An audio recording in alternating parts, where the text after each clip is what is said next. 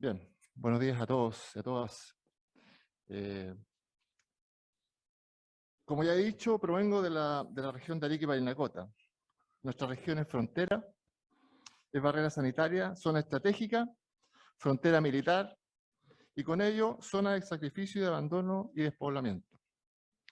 Todos estos motivos nos han hecho blanco fácil, una zona de mucho interés extractivo, y por eso que yo provengo de una región cuya gente ha luchado por años contra el interés económico, ese que daña y destruye vidas y comunidades, donde a pesar de ello se ha dado un conjunto de grandes luchas por la protección de la naturaleza, los ecosistemas, la salud de las personas y los territorios de las regiones de las naciones originarias. Hoy las normas de Estado son débiles. Los reglamentos, las autoridades, las leyes y especialmente la Constitución vigente han abandonado la salud de las personas y la protección de la naturaleza contra la voluntad de privilegiar los intereses económicos. Hoy en Chile existen categorías de ciudades. Un pequeño dato para quienes no saben. Mientras hoy las empresas extractivas depredan nuestros territorios de las ciudades periféricas, dañando la salud de las personas, los ecosistemas y la naturaleza, sus casas matrices pagan sus millonarias patentes y permisos en la capital, donde nunca lograrán ver el efecto de la sequía, de la contaminación de las aguas, de la escasez de las áreas verdes, de los efectos del daño de la salud a la salud ambiental.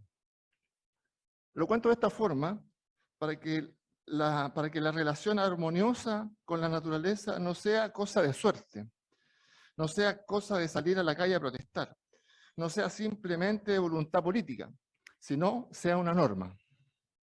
Una que proteja a los ecosistemas, a las personas y que en definitiva nos guíe a establecer un modelo de desarrollo acorde a la emergencia climática que vivimos y para que no haya nunca más ciudades de primera o segunda categoría. En ese sentido, nuestras preocupaciones hoy día tienen 5 o 6, podrían ser más, pero me referiré a algunas de ellas. Los humedales y la protección de ellos está francamente amenazada. En Arica, en la zona más extrema de Chile, en un desierto, tenemos el privilegio de tener humedales costeros, humedales altoandinos, que son para nosotros un privilegio. Sin embargo, estos ecosistemas han sido permanentemente impedidos de mantener su estado prístino por intereses que tienen que ver con solamente desarrollar ahí economía. Estas imágenes que ustedes ven son desarrollos, son acciones de la gente de Arica que ha impedido que, por ejemplo, el humedal del río Yuta, que estaba amenazado para que sobre él se construyera un resort, se levantó y generó las instancias necesarias para que no se construyera primero una carretera que iba a ser la conexión entre el aeropuerto y ese resort, y además para que el área de protección se ampliara no solo a las 30 hectáreas, sino a las más de 500 hectáreas que lo circundan. En ese sentido, los humedales tienen un problema, y ese problema son la biodiversidad y son nuestros principales aliados ante el cambio climático. En segundo lugar, la salud ambiental. El norte de Chile se ve francamente estigmatizado por acciones como esta. El año 84, una empresa importó 20.000 toneladas de material rodulado como barros de contenidos metálicos. Estos barros tenían metales tóxicos que fueron emplazados en un territorio, en un terreno fiscal.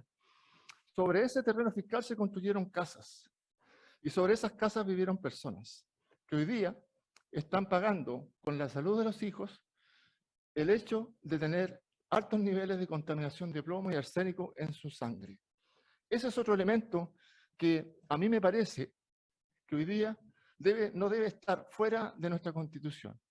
Debe estar presente no como un elemento, como un artículo de ley, sino que como una norma que inspire toda la ley que viene a desarrollar ese ideal.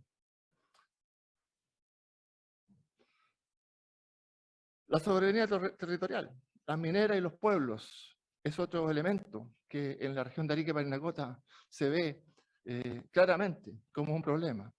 ¿Por qué? Porque efectivamente la polución y el consumo de agua que genera esa actividad extractivista no deja ninguna posibilidad, ni siquiera para poder seguir desarrollando las actividades agrícolas, porque el agua finalmente empieza a tener niveles de elementos que los hacen tóxicos y los hacen nocivos para la agricultura.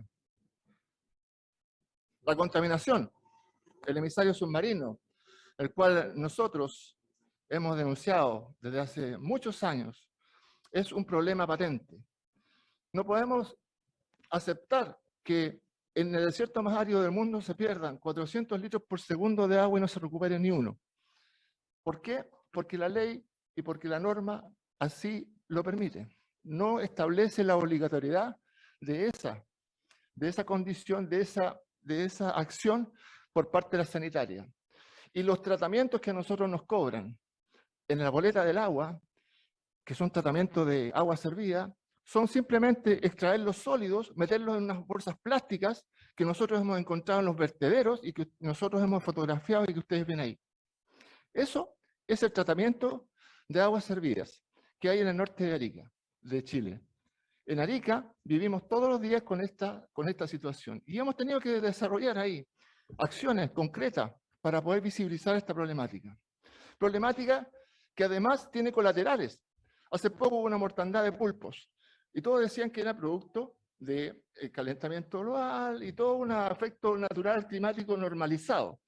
Efectivamente, la falta de oxígeno hizo que se murieran estos cefalópodos, pero no murieron por casualidad. Se había desarrollado una microalga y esa microalga al desarrollarse genera una disminución del oxígeno. Eso hasta ahí, tengo hasta ahí, ¿no? Una idea más y termino. El tema es que todos los ecosistemas están interrelacionados. Cuando mueren cefalópodos y uno se pregunta por qué mueren estos pulpos, efectivamente uno puede encontrar la razón, falta de oxígeno. Sin embargo, la falta de oxígeno es por un aumento de la materia orgánica en el agua. Y el aumento de la materia orgánica en el agua se produce justamente por los emisarios. Entonces hay una relación directa que hay que encontrar y a partir de eso generar una norma. No sé si puedo seguir. Si están todos de acuerdo, ¿puede continuar? Que continúe entonces. Le agradezco mucho, le agradezco. Otro aspecto que genera preocupación en el norte de Chile, en Arica sobre todo, es la producción. La producción de empresas como Golden Omega y Corpesca, que han tenido numerosos encuentros con la justicia y ha salido de todos ellos absoluta impune. Esos encuentros en la sociedad civil organizada, de la cual yo soy un representante, hemos realizado y hemos generado acciones para visibilizar problemáticas que son reales y que hoy día debemos generar una diferencia en nuestra próxima propuesta constitucional. La próxima. La agricultura, que es nuestro orgullo en el norte, también tiene problemas, porque se ocupan pesticidas y no se genera reciclado. Efectivamente, somos una zona fronteriza y por la frontera pasan muchos pesticidas que son absolutamente prohibidos en este país. Pero como no hay vigilancia, se ocupan de una manera discriminada. Un estudio que nosotros mismos realizamos nos llegó a la siguiente conclusión. Uno de cada cuatro envases plásticos que llegan al mar y que son vertidos en las cuencas secas y que son arrastrados después que baja el río por el invierno altiplánico, 1 de cada 4 son de pesticidas. Eso es una problemática real. Lo siguiente. Y finalmente, la biodiversidad que está siendo afectada. Ahí tenemos 4 ejemplos. El chungungo, que se afecta cada vez que hay contaminación en la costa. El picaflor de Arica, que solamente tenemos 400 de estos ejemplares en un solo sector, que es Chaca. El gavitín chico, que hay 2 colonias en Chile, una en Antofagasta y otra en Arica, y la otra está al lado del aeropuerto. Y el calanchucal, que hay solamente 2 sectores donde hay clavel del aire. El clavel tan famoso, es tan necesario para nuestras culturas ancestrales porque era utilizado siempre como una forma de alegrar la vida porque nunca muere. Esas son, estimados convencionales, colegas, nuestras preocupaciones en el norte son reales y queremos para eso, y para eso estamos acá, para poder proponer una norma que cambie estas realidades. Muchas gracias.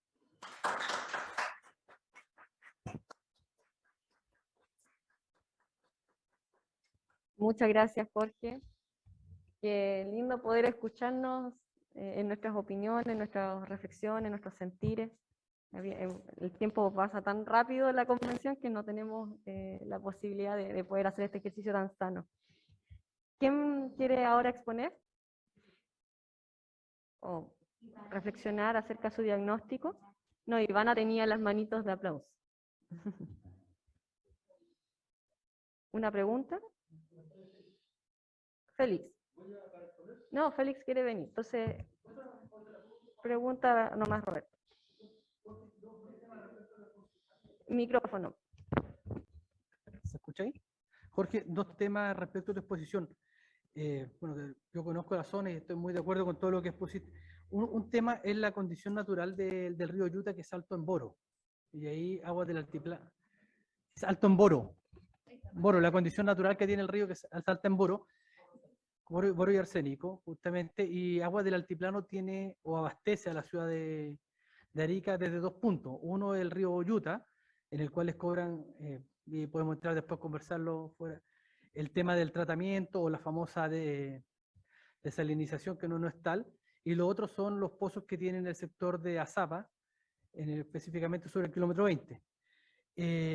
Frente a ello, más que quizás una propuesta de norma constitucional que tenemos que buscarla, también es necesario ver las modificaciones que establece el decreto 90, que es el que mantiene la regulación de cuánto las condiciones de que uno vierte las aguas a los cauces naturales.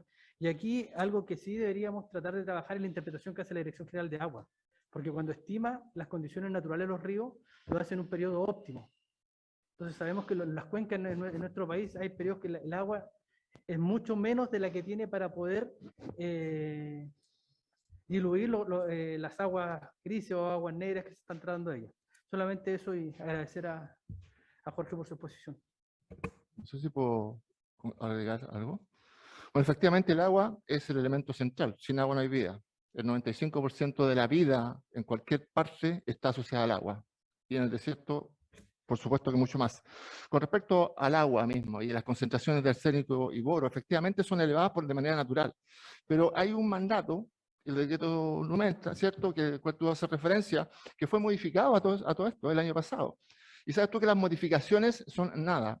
Nosotros hicimos muchas sugerencias en relación al decreto supremo 90 para que se elevaran los estándares, pero nada de eso fue escuchado.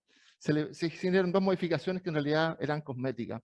En relación a los elementos concretos, arsénico, no se hizo ningún cambio. Y te lo digo con un dato. Cuando uno observa el análisis de agua, máximo permitido en el mundo es 0,01 partes por millón. Y cuando uno observa ese análisis en Arica, es 0,01 partes por millón. De manera constante desde hace más de 15 años. Uno recibe todos los datos, yo los analicé todos, eran más de 15.000 datos, y no se cambió nunca el máximo, y nunca se obtuvo un valor menor a 0,01 partes por millón.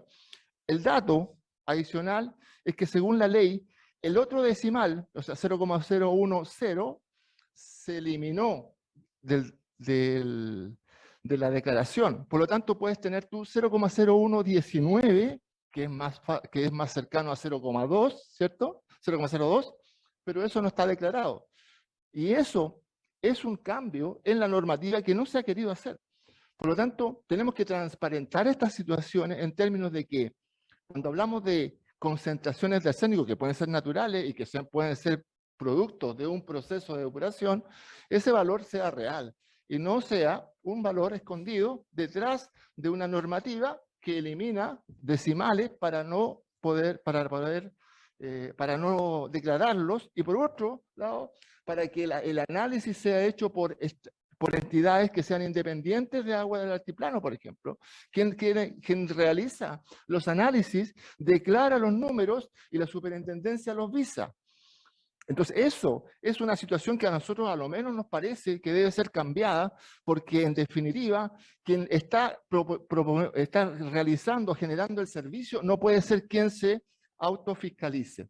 Así que hay ahí mucha tela que cortar, muchos elementos, y efectivamente creo que con buena voluntad podemos llegar a normas que en definitiva sean inspiradas por una constitución que de verdad sea realista y no sea una continuación de lo que hemos estado viviendo hasta ahora. Gracias. Gracias, Jorge.